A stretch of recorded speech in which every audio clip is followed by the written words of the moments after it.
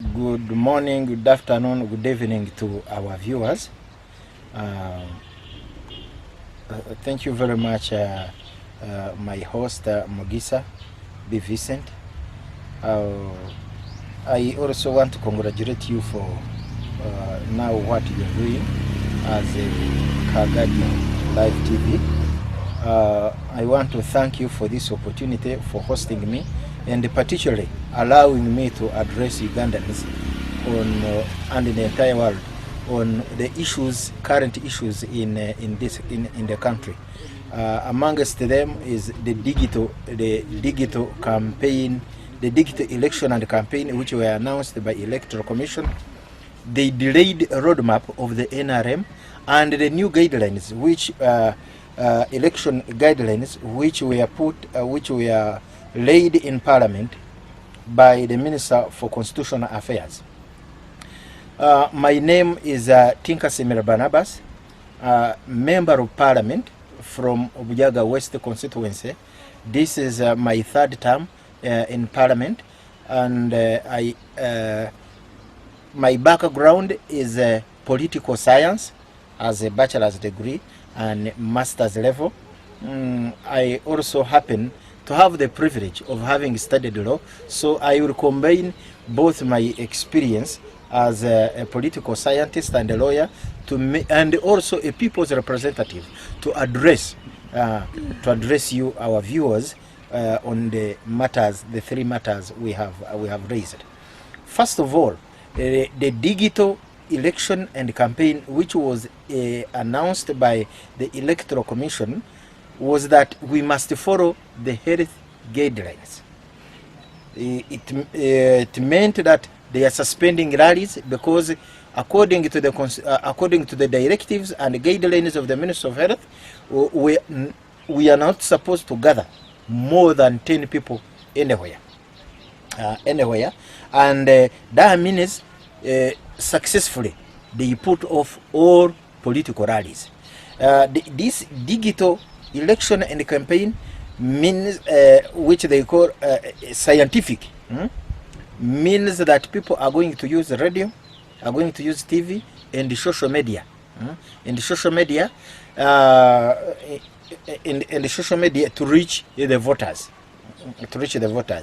The other matter that is involved in this is that even when the campaigns are completed, the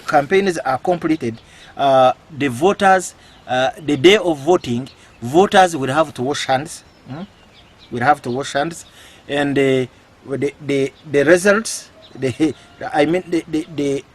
on the polling day, other than washing, after you have voted, you will be inking your finger into an ink pad, and the results will be declared in the absence of the many people as required by the law,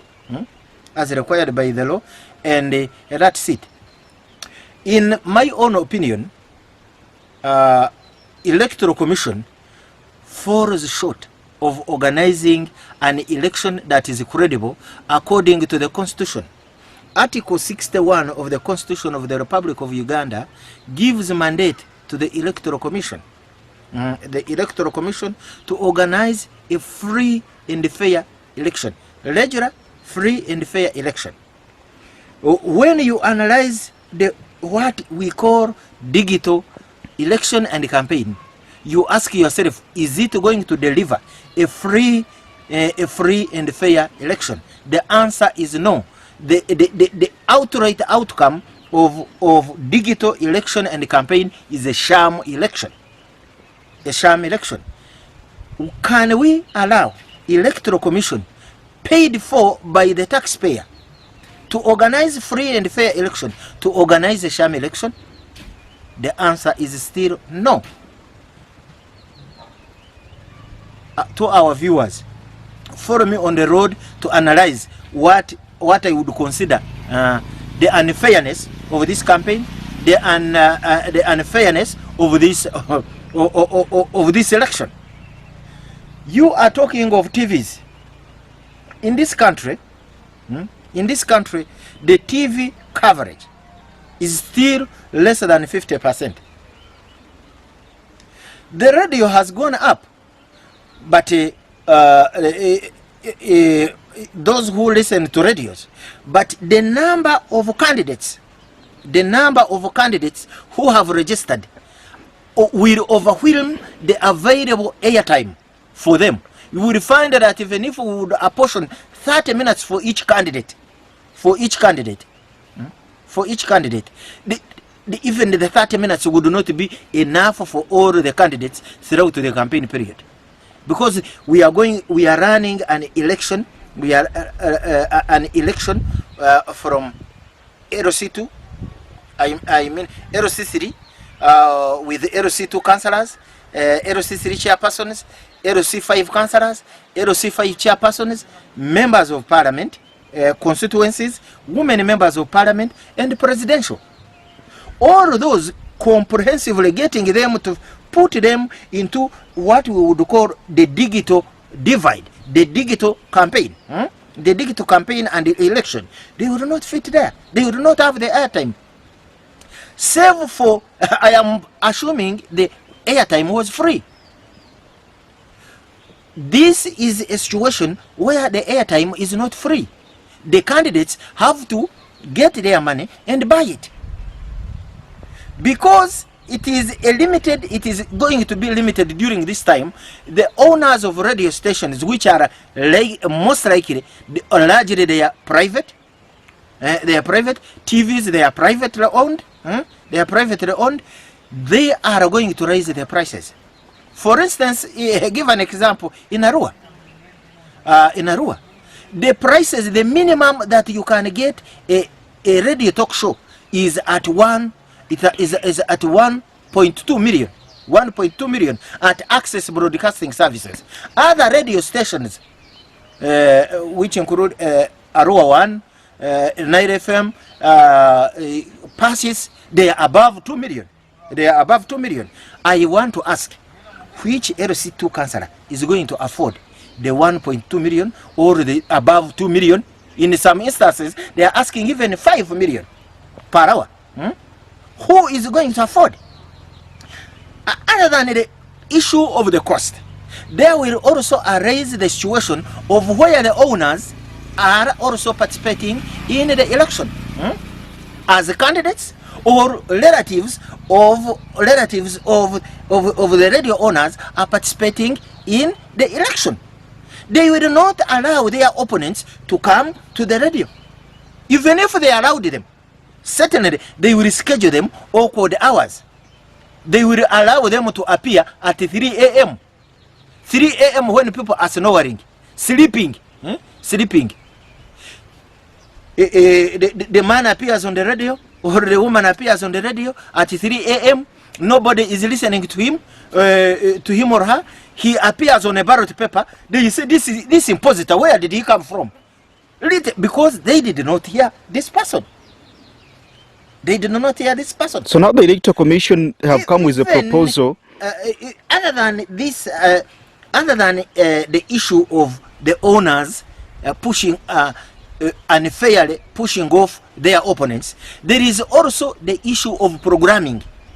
You are not going to tell Ugandans that since now we have gone to digital campaign, full time be on radio, full time be on TV. They have their normal things that they are doing. Rallies have been the tradition has been that rallies begin at midday. In most cases, begin at midday. They run rallies when it is coming to 6. They close the rallies. People begin with work, domestic work. They know by midday they are tired, they are exhausted. They go to listen to their candidates.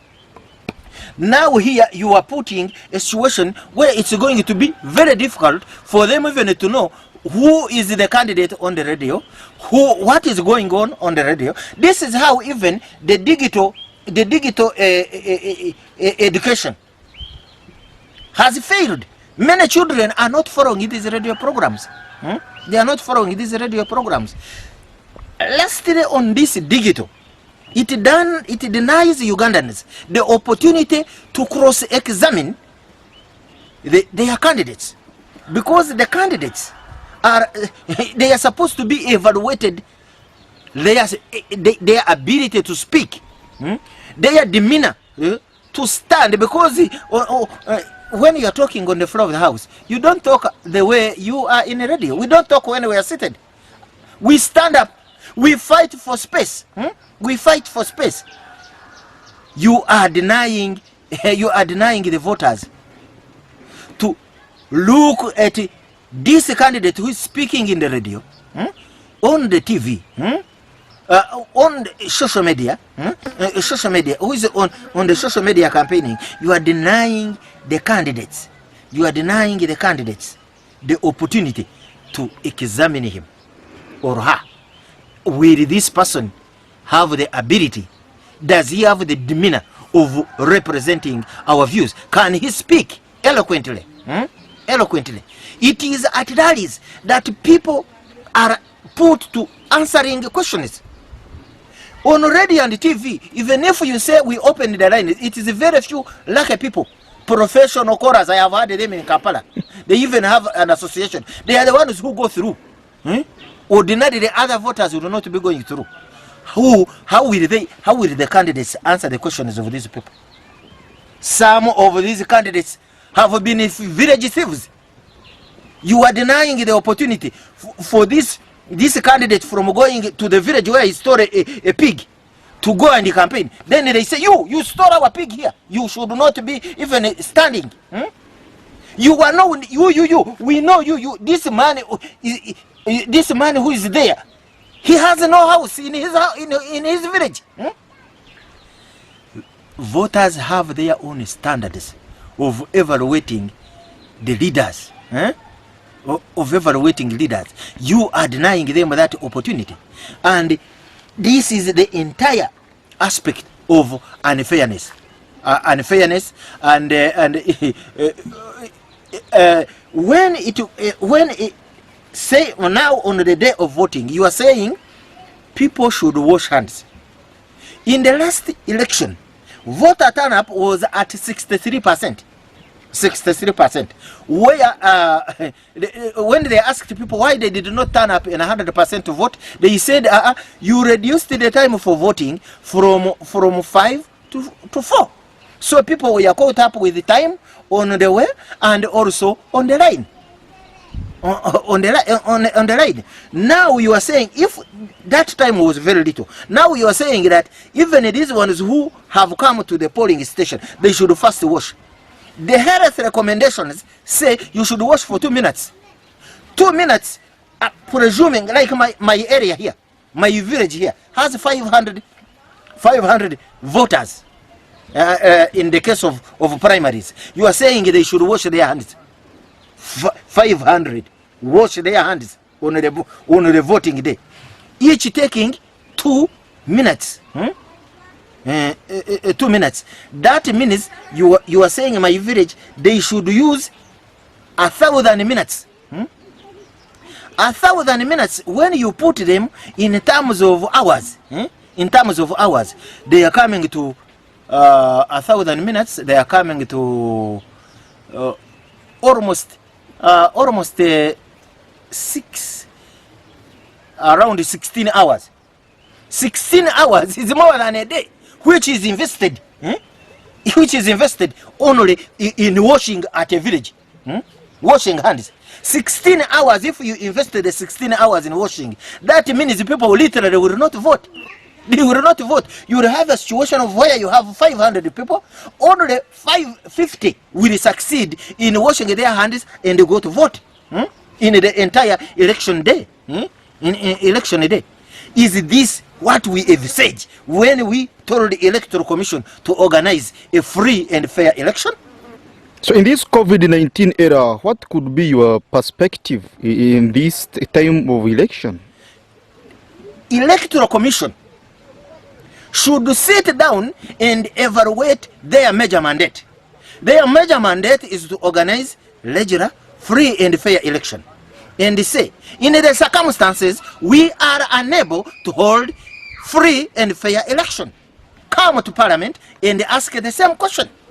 The same question. Or tell the cabinet that we are unable to organize a free and fair election. What does the Constitution say? Of course, the Constitution provides periodical elections after every term of office. But in the circumstances, there are also other options which are available. One, the life of Parliament can be extended. Can be extended. And for 6 months, if the Electoral Commission, if the COVID-19 is not over, they can still again extend another 6 months until we are somewhere. That's one option.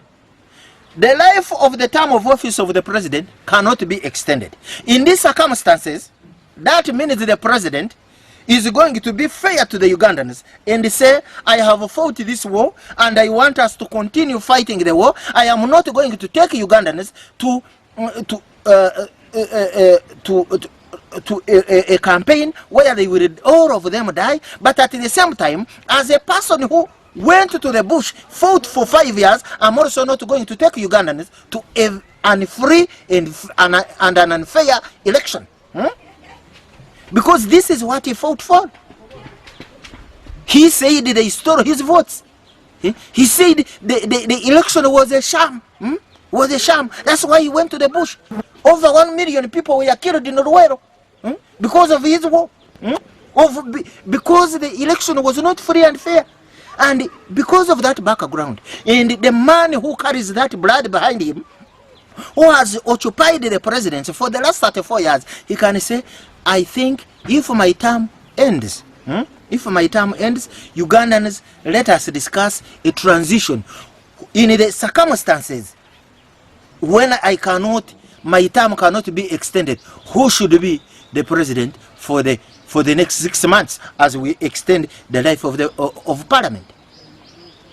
The provisions of the Constitution provide that in such a circumstance, Parliament will elect by 2/3 majority a president who is going to be the speaker. They will support that motion. Who is going to be the speaker?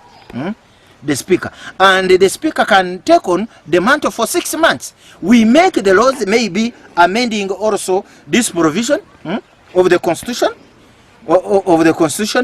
and Uganda continues. Uganda is not going to die because of one person who thinks he must be the president. He must be the president. This quagmire, this sham election is being led handed by Electoral Commission simply because they want to install one person. It's very unfair to the Ugandans. Completely very unfair. Hear this. Hear this. They are saying at the polling stations they are going to have temperature guns. Temperature guns is added extra time on top of washing. Temperature gun, now it is 3 minutes. 3 minutes. That means you are now adding in a day. You will be having 24 hours lost in washing and temperature guns. But in the circumstances that one of the people tests the temperature gun, maybe the man came when he has malaria, and the temperature gun reads 40 or 45. That man will be denied voting. He does not have COVID-19, but he will be denied voting. But I also want to tell you that this man holding that temperature gun of COVID, he will think this man has COVID-19. He will even throw away the gun and run away. And will throw the whole polling station in pandemonium, where people will start taking off for their own life. So, General Honorable Tinkasiimire, whether you like it or not, the Electoral Commission has said that there will be an election. Whether you like it or not, they are going to prepare an election and a free and fair elections. And currently now, there are many petitions that were in 2016. They have not yet been tackled in court. So, Now, what about this era of COVID-19 and elections are going to be well prepared? Ugandans are going to vote. Now, what could be? Who tells you that this is going to be free and fair? It is not. That's what Buyaga said. It is not going to be free and fair. I want to give you an example. As we talk of today, 42 candidates have indicated they will be running for presidential. Health guidelines provide that it is only 10 people who will appear on a polling station, and that's what Buyaga has said. This, by law, these presidential candidates are supposed to have each 2 agents at a polling station. That means already we have this. If these presidential candidates appear on a ballot paper, they will need 84 agents at a polling station, already over and above of what Electoral Commission and the health guidelines are providing. So that means the agents of the candidates who may be a threat to an incumbent, the security may choose to chase them away because they only want to allow 10, and the rigging will go on. An election is not just a formality. We are not in a pretense situation. It should depict the circumstances, the reality on the ground. There are other proposals. There are other proposals which they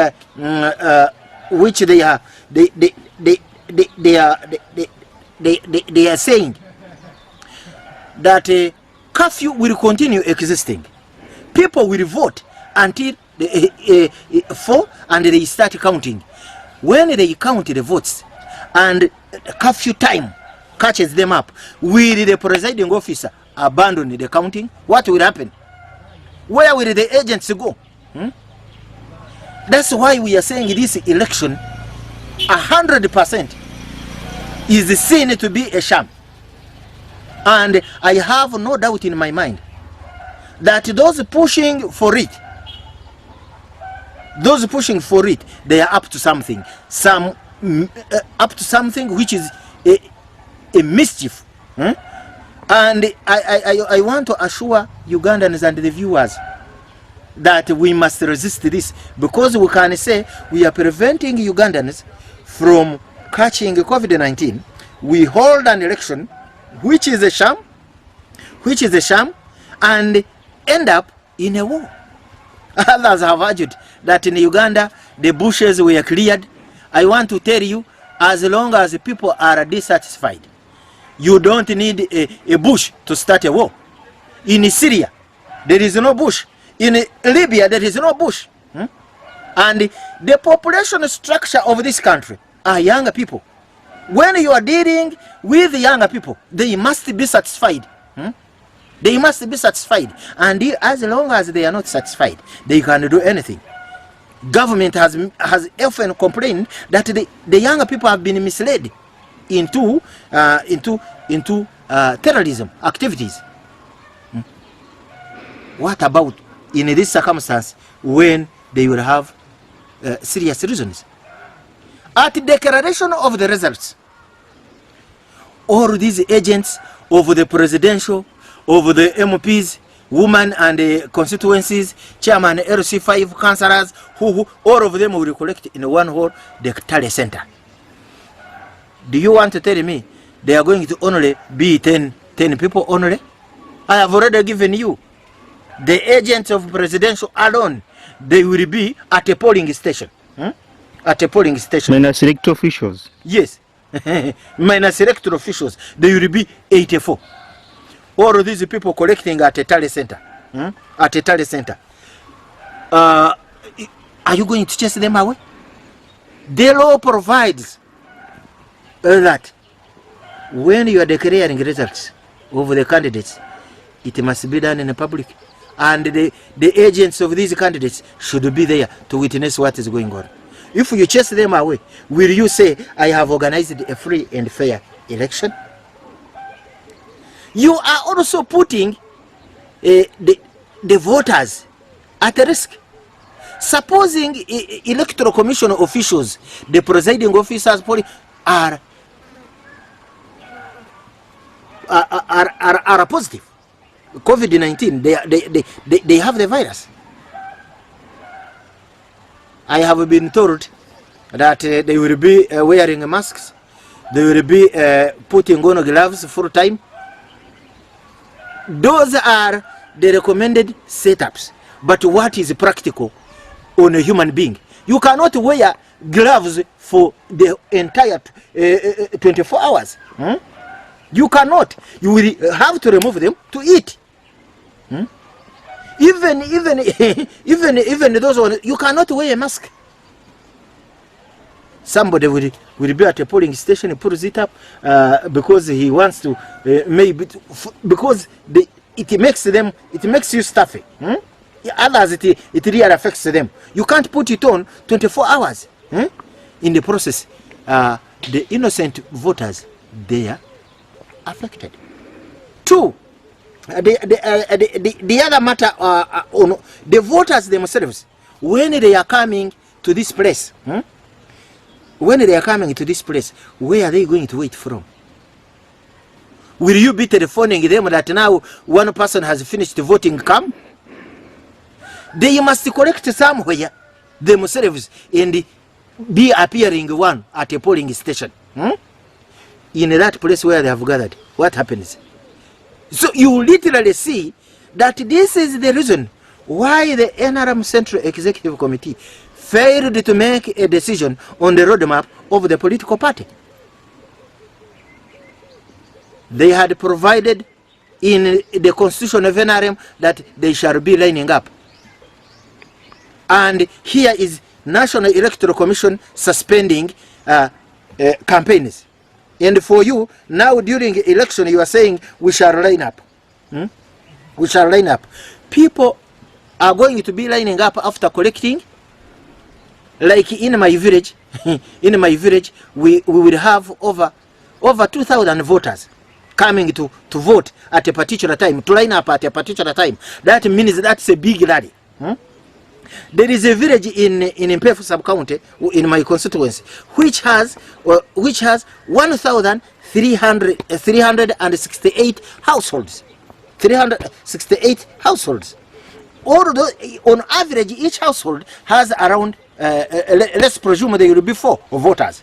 4 voters multiply, that is, you are talking about towards 5,000 people appearing at the same time to go on a line to vote. What happens? That's why the NRM Electoral Commission, the NRM Central Executive Committee could not proceed. It became very difficult for them. And when it became very difficult for them, they said, okay, since some members of parliament know how to commit suicide, let's make guidelines and send them to the electoral to parliament for them to pass. And here these are the proposals that they want political parties to hold meetings, virtual meetings. Virtual meetings, these are meetings which are held on Zoom and Skype. That means you will need a smartphone. A good one with network. In Uganda. With the data. Yes, with the data. In Uganda, people who have such phones are 16%, according to the records from Uganda Communications Commission. If that is the fact, where do you put the 84% if you want to hold these meetings? For instance, you may say, like NRM, we shall carry people, even if they don't have smartphones. We shall carry people. We put them in hotels where they are computers. We log in and put Zoom on their computers. I want to tell you that because of the computer illiteracy, IT illiteracy in most of our people, many of them will go to that place, eat the food, and never even attend the meeting. This is completely unfair. And I want to tell you that since this matter has come on the floor of the House, I will vote against it. I will not allow Ugandans to be defranchised. to be defranchised. The other matter, they are saying resolution saturation, that a certain group of people resolve, then they saturate that resolution. Resolution to part. I told you that they are proposing that a group of people will be making a resolution. According to the constitution of NRM, we have bodies that make resolutions: the Central Executive, NEC, and the National Delegates Conference. But the National Delegates Conference is the one that is mandated in resolving resolutions which are binding on all members. For instance, as of now, the National Delegates Conference cannot meet. If it cannot meet, who is going to resolve to make these resolutions which cannot be challenged according to the constitution of the NRM political party? Others are saying, the other proposal, that we hold elections in a phased manner of political parties. This is a disaster. This is doom. Doom. We want to give an example of Buyaga East and West. Are you seeing a situation of where Buyaga East votes today, then tomorrow they vote in Buyaga West? What will happen in Buyaga East? What will happen the following day in Buyaga West? In Buyaga West, voters from this place, whether they are eligible voters or not, they will go there to rig for because many of them, we are related, we know each other, we have people even the other side whom we support. We will not allow our candidate in the other constituency to lose. And to make matters worse, like in Buyaga West, and you put on a particular, you put him on a particular day, in the entire Bunyoro will come to here, will camp here. I am telling you, even candidates, they will kill even some candidates, because they will die to see Tinkasiimire returning to parliament to defend the interests of Bunyoro. Is this what you want to happen in this country? No, this is not what we envisaged. This is not what the Constitution of the Republic of Uganda envisages when it says there shall be free and fair elections organized by the Electoral Commission, which is supposed to be done by also the political parties. But the political parties under Article 71, Article 71, Clause 1C, mandates them that their internal organs shall be democratic. And to talk about democracy, at least you must have organized a free and fair election. These do not provide. Then in some, the other proposal which I think is more decent, they are saying the internal political parties should organize elections with a secret ballot. I would support this, because according to the Constitution of the Republic of Uganda, Article 68 provides that voting shall be by secret ballot and of adult suffrage. So for me, I would want to see political parties allowing all their political party members to vote and by secret ballot, because they have no reason of saying it is very expensive. Government, the taxpayer, is funding these political parties. Let them use that money. They can even ask for a supplementary. Let them ask for money from government, and we fund these internal elections, because you are not going to talk about democracy in the country when inside you the political party itself, you are not democratic. You are not democratic. Open ballot. Open ballot means you vote, you show everybody that I have voted so and so.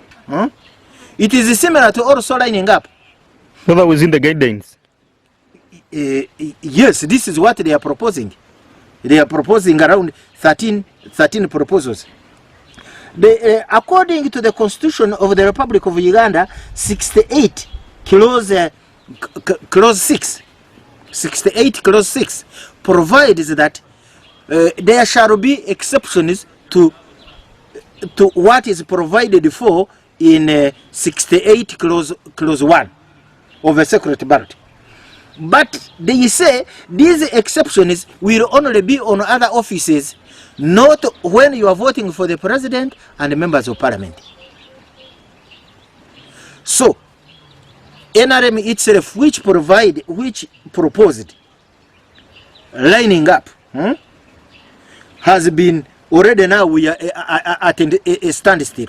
Of course, nobody had raised a petition against this matter.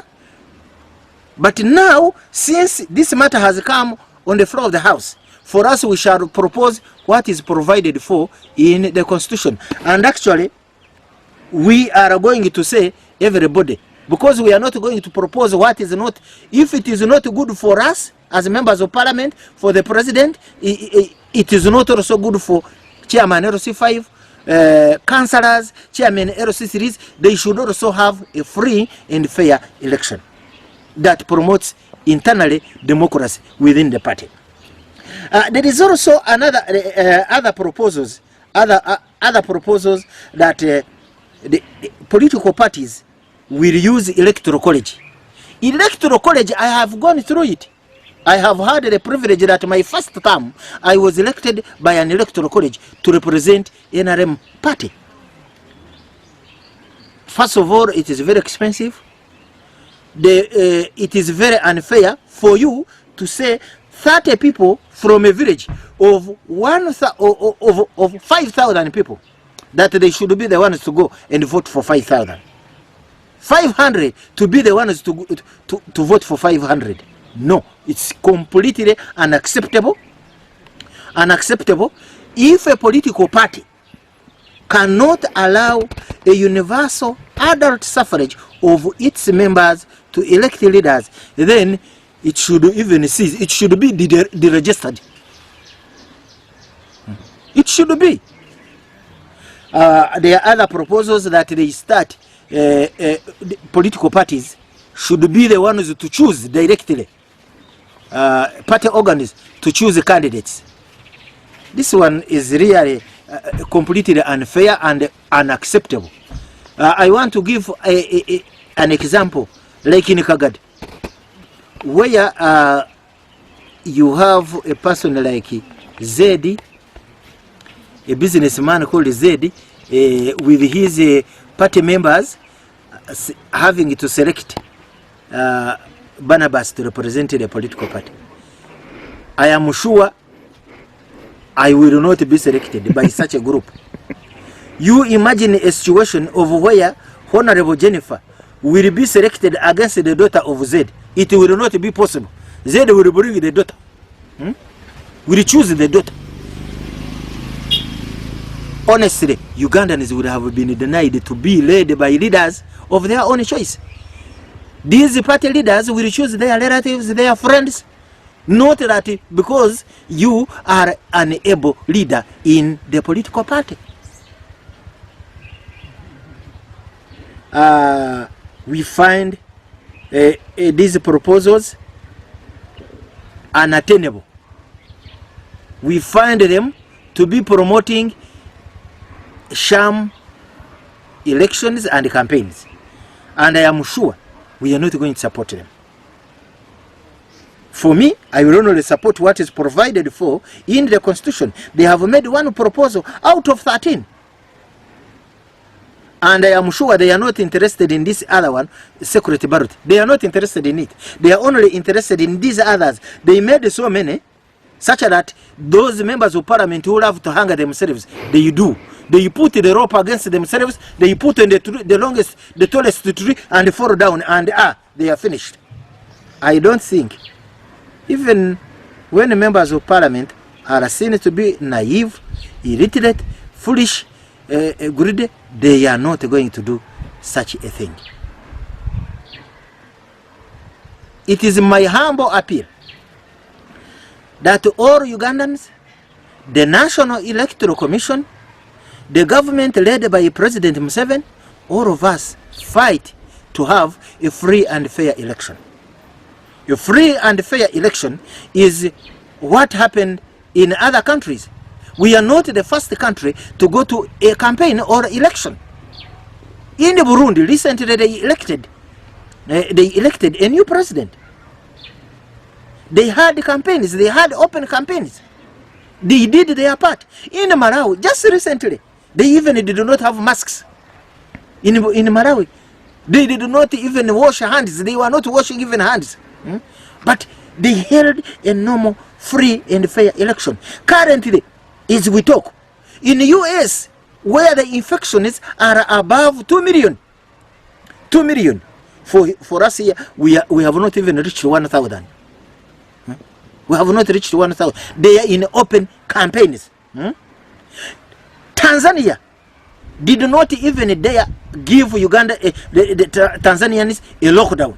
A lockdown. For us, we staged a lockdown to prevent COVID-19 from coming to Uganda. It finally came to Uganda. We had one case. By the time we locked down, there was no case in this country. Now we have towards 1,000 cases. Towards 1,000 cases. But fortunately, no Ugandan out of the 1,000 infected has died. Has died. Why would you now tie the hands of Ugandans, tie and imprison Ugandans, and say you are not going to enjoy what we would call a free and fair campaign and election? Honorable, how true is it that the Mighty Party NRM joining your opposition to seek justification from the Electoral Commission on these digital campaigns, that it's unfair? How is it true? No. I want to tell you that political parties, be it NRM, be it UPC, be it DP, they always, the leaders, they always want to control their members.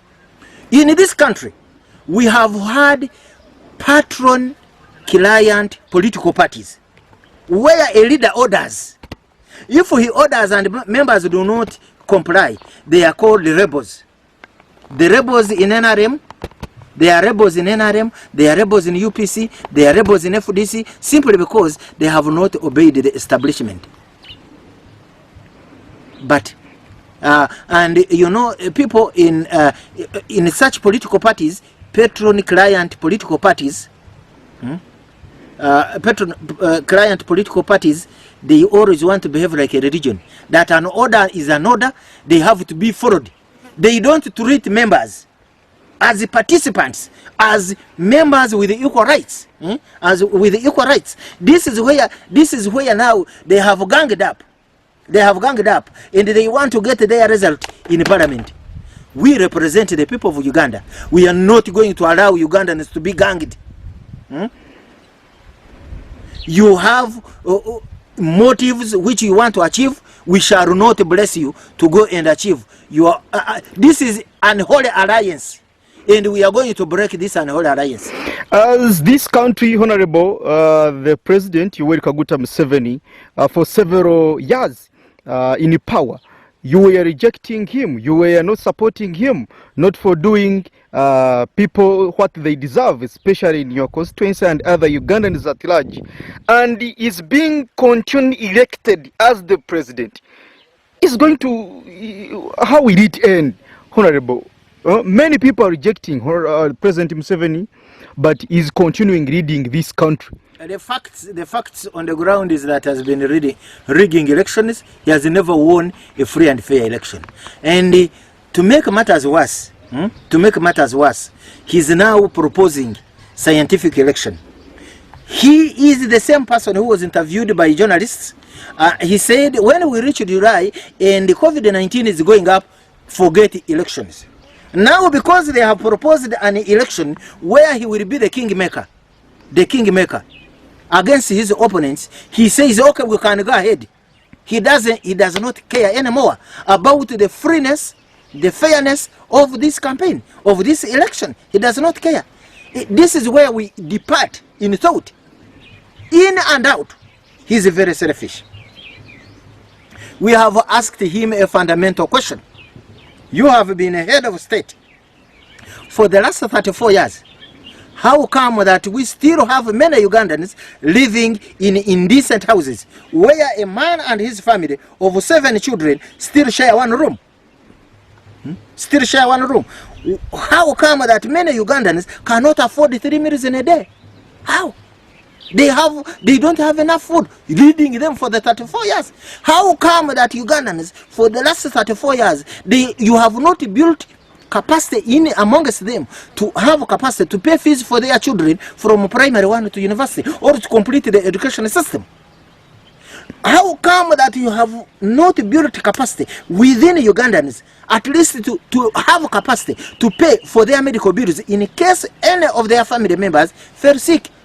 They have to sell their land, they have to run to the banks. The banks' loans are killing Ugandans. Ugandans are owing banks towards 9 trillion of money. 9 trillion is a lot of money. We have asked him that we want internally within the party, we want him to organize a transition, because we know money is immortal. Is mortal.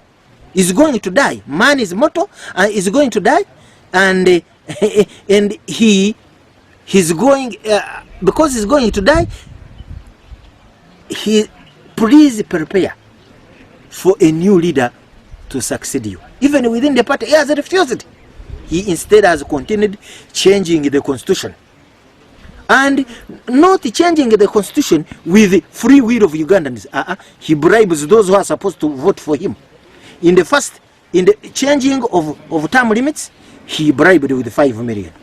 Changing of age limit, because he had clocked 75, he's now, according to the law, he's 70. He's 78. He's 78. Because he wanted him to continue, he bribed the members of parliament to lift the age limit, 200 million. Now, because he has seen, even under the circumstances that COVID-19 he's using it to make sure that he rigs out other players. Uganda did not foresee that one. And if he's genuine, Burundi held an organized election where everybody participated. Malawi has done that. US is doing it. South Korea has done, and many others. Even, by the way, Central African Republic, in Malawi, I mean Mali, they had an election. They had an election, and other countries are also following suit. I don't think that they are going for a scientific election. A scientific election is basically organized to malice, sabotage other contenders. Within your NRM party, the mighty party, the ruling party, Honorable, by then, as NRM, you rejected your fellow members of parliament and who were the NRM member subscribers that the sole candidature issue is not valid. You went to court with your fellow members of parliament, but currently we are seeing that the issue of justice, the constitutional court, they say that you were not supposed to go to the constitutional court to interpret the law, but you are supposed to go to the high court. So the case was dismissed of the sole candidature. How are you going to talk about that? No, of course the courts are also many times unfair, because they are the same people who say justice shall not be denied on mere technicalities. If you see that I have brought you a case, and because you, but I need justice. A case which is coming to even a superior court, you advise that I take on mere technicalities. You dismiss it, and say go to the high court. On a case that touches matters of the constitution. The issue we were grappling with in the constitutional court was Article 71(1)(c), where we were saying internal the political parties, their internal workings must be democratic. And we raised the issues under the circumstances where we felt the NRM party was breaking the constitution. By the way, in that ruling of 5 justices, 3 ruled against us, 2 ruled for us. They said we had a matter. We had a matter, and which should have been answered by the Constitutional Court. And on that strength, we have appealed against the decision of the Constitutional Court.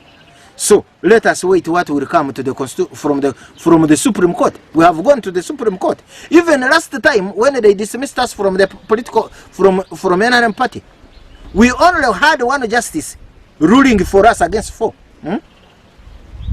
out of 5. We appealed, and the Constitutional Court, by the decision of the by the overwhelming majority, the 7 justices of the Supreme Court ruled that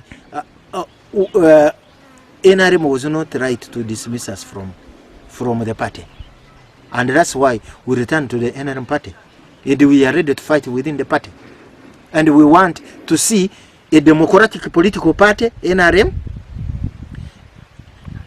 that is going to keep in power for a longer period of time on the basis, on the major things that we shall adhere to core values of democracy, Pan-Africanism, socio-economic transformation, and the 4 major core values. Okay, now back to Buyaga West constituency in these 2021 elections. The contenders are free to come. Yes. 2, it is their democratic right to think that they have a vision and which they. So I would have thought that both the party and the National Electoral Commission should give us the opportunity, a leveled platform. We go to the public, and the people choose who should lead them. Who should lead them? The issue of them saying I have done 3 terms, that's too much. But at the same time, they are not telling President Museveni, who has done 7 terms, and is still asking for more terms. They are saying Museveni Abewo. In other words, they are calculating at something that since Barnabas opposes Museveni, he's going to support us. They are actually calculating to steal him. Not that they are contesting who of those people is going to defeat him. They will not even get 15% from the entire vote that I will have. I'm going to tie them with 1 rope and lift them like this. I should have credible candidates standing against me. People who have no homes, people who have no jobs, people who are just paupers. People whom the community would call very unserious, who have completed no development thing that they have put even on the ground, even for themselves, even for the constituency. Of course, for me, what I am appealing for, both to the Ugandans, the Electoral Commission, government, and all members of parliament, is that we must work to organize a free and fair election and a free and fair campaign where all these people will come in, even if they are 50. I love a big number, but the unfortunate bit is that the big number, there are no big threats. I would want big threats, like 7 of them, like Dennis, and I deal with them. Then when I get out, I will stand up on the floor of the house and I introduce myself as a member of parliament from Buyaga West constituency. But now with these ones, I will even start asking, who are which people did I defeat? You cannot talk that you have defeated a person with these contestants that I have. So that's the Honorable in this interview, a word to the people of Uganda and the entire Buyaga West constituency.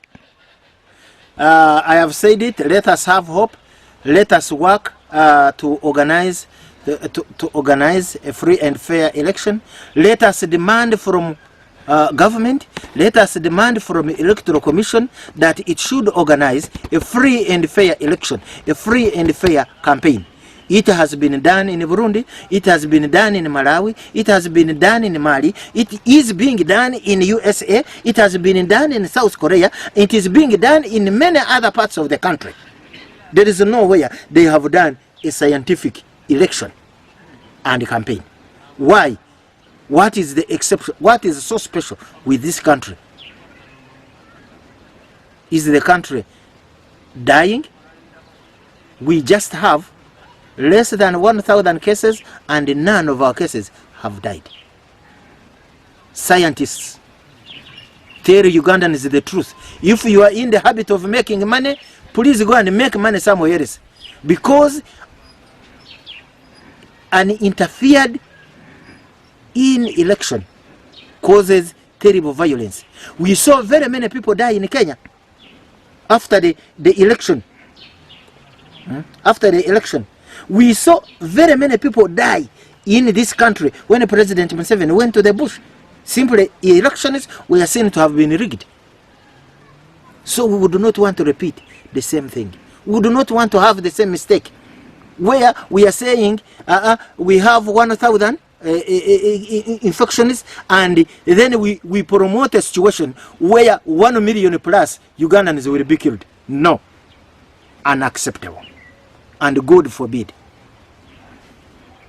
May God bless you.